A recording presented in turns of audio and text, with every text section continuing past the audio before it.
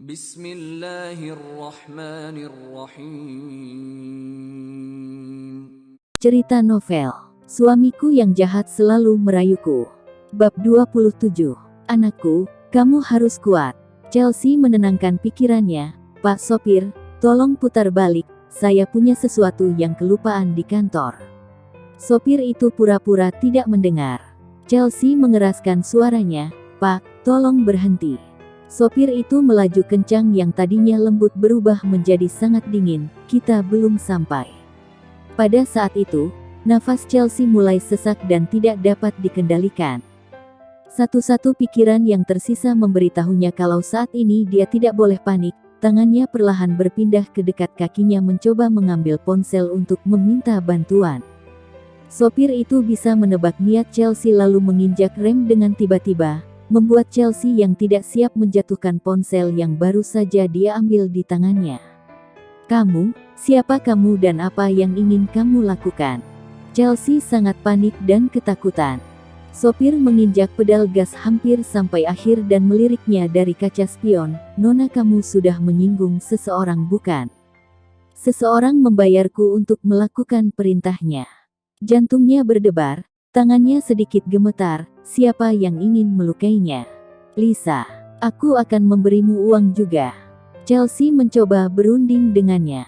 Sopir itu meliriknya, dilihat dari harga pakaian yang dikenakannya, sepertinya tidak terlihat seperti orang kaya. Sopir itu tidak mempercayainya. Melihat tempat ini makin lama makin terpencil, jantung Chelsea semakin berdetak kencang. Jika dia melompat dari mobil masih ada kemungkinan bisa selamat, jika dia benar-benar dibawa pergi oleh orang ini, resikonya tidak terbayangkan.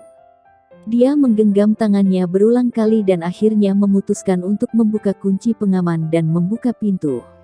Sopir itu melirik ke arahnya, melompatlah, itu akan membuatmu sekarat, kamu tidak bisa melarikan diri. Bahkan jika dia tidak bisa melarikan diri, dia tidak bisa duduk di dalam mobil dan membiarkan sopir membawanya pergi, itu akan menjadi jalan kematian untuknya. Dia juga takut, tetapi dia tidak punya pilihan. Dia mengulurkan tangan dan menyentuh perutnya, kamu harus kuat, sayang. Angin berhembus dengan kencang membuat rambutnya berantakan, dia tetapi bersikeras dengan keputusannya. Dia mengumpulkan keberanian dan melompat. Kecepatan mobil terlalu cepat. Ketika dia melompat, kedua lututnya bergesekan dengan aspal, dia tersungkur di atas aspal. Seketika, rasa sakit yang panas tertuju ke arah lututnya dan darah seolah-olah mengalir keluar dari rasa sakit. Dia tidak ada waktu untuk melihat, dia merangkak bangun dan langsung berlari. Pengemudi itu tidak menyangka bahwa dia berani melompat, sopir itu langsung menghentikan mobil untuk mengejarnya. Kaki Chelsea yang terluka membuatnya tidak bisa berlari cepat, setiap kali dia melangkahkan kaki, dia harus merasakan sakit yang luar biasa. Dia menahan semua rasa karena dia tahu bahwa dia akan mati jika dia berhenti. Berhenti. Sopir itu segera menyusul. Dia hanya berlari sekeras yang dia bisa. Berlari dengan sekuat tenaga. Tidak jauh dari dalam hutan, ada sebuah cahaya mungkin di sana ada orang. Sekarang dia hanya bisa menyelamatkan diri dengan meminta bantuan. Dia masuk ke dalam hutan dan berlari ke arah cahaya itu. Dia berteriak minta tolong sambil berlari, berharap dapat menarik perhatian orang di sana. Sopir itu kuat, tetapi Chelsea sedang terluka jadi mudah untuk ditangkap sopir itu, jangan mencoba melarikan diri. Sopir menyeretnya ke jalanan lagi, mencoba untuk memasukkannya kembali ke dalam mobil. Chelsea berbalik dan menggigit lengannya, supir itu berteriak kesakitan lalu menamparkan wajahnya, pelacur, beraninya menggigitku. Chelsea tidak melepaskan gigitannya, dalam mulutnya mengalir darah segar. Saat sopir melonggarkan kekuatannya karena rasa sakit, dia mengambil kesempatan untuk melepaskan diri dan berlari lebih cepat dari sebelumnya. Berhenti. Sopir itu mengejar lagi dan terjatuh karena kakinya terandung sesuatu sehingga Chelsea punya waktu untuk melarikan diri. Ketik. Sebelum lanjut, jangan lupa subscribe, like, komen, dan share ke medsos kalian. Cerita novel Suamiku yang Jahat Selalu Merayuku. Bab 28. Jangan begitu baik padaku. Tangan Felix perlahan berhenti, uang sama sekali tidak membuatnya bahagia. Chelsea membuka mulutnya dan beberapa perkataan yang ingin dia katakan tertahan. Dia tidak mengajukan pertanyaan, barusan orang bernama Sarah yang dikatakan ibunya, apakah itu pacar Felix? Tapi Felix sepertinya tidak suka orang lain membicarakan topik ini. Jadi dia tidak menanyakannya. Felix mendongak menyadari ada bekas 5 jari di wajah Chelsea. Dia mengerutkan kening dan bertanya dengan sedih, siapa lagi kali ini? Chelsea tidak tahu, tapi dia menduga itu adalah Lisa. Karena dirinya tampaknya yang paling mengancamnya, Lisa takut dia dan Freddy akan semakin dekat. Aku tidak punya bukti. Dia hanya menebaknya dan akhirnya itu juga bukan jawaban.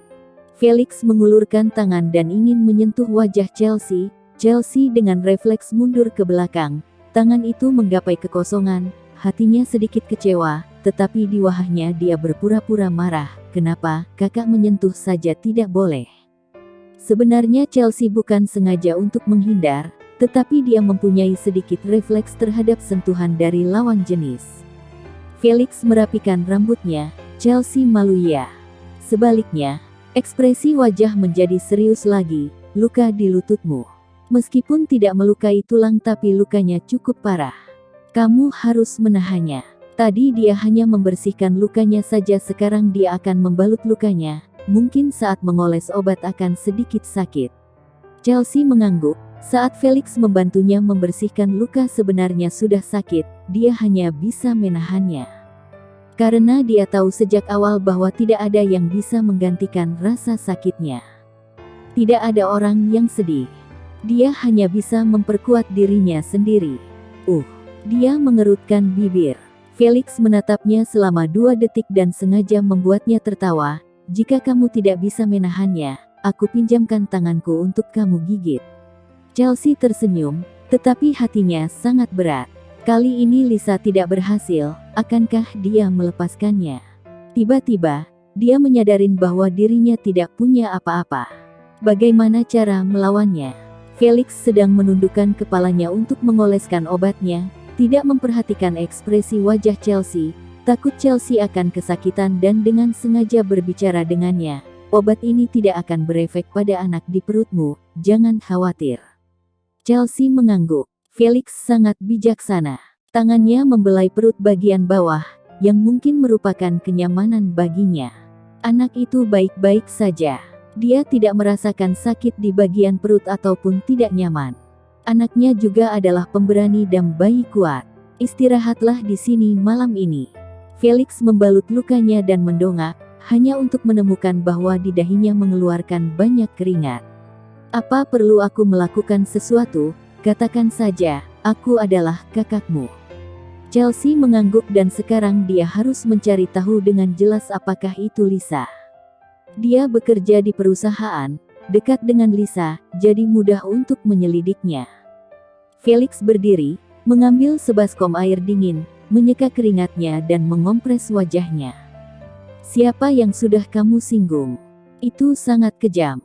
Chelsea memikirkannya dan berkata, aku tidak punya bukti, tapi kurasa itu pasti Lisa, pacar Freddy, sepertinya karena aku menikah dengan Freddy dan dia membenciku. Ketika Felix memikirkan hubungan antara dia dan Freddy, hatinya terasa berat. Untungnya, hanya 1 bulan. Aku akan menjagamu di masa depan. Ketika dia dan Freddy mengakhiri kontrak pernikahan mereka, dia akan mengungkapkan perasaannya. Dia akan merawatnya di masa depan.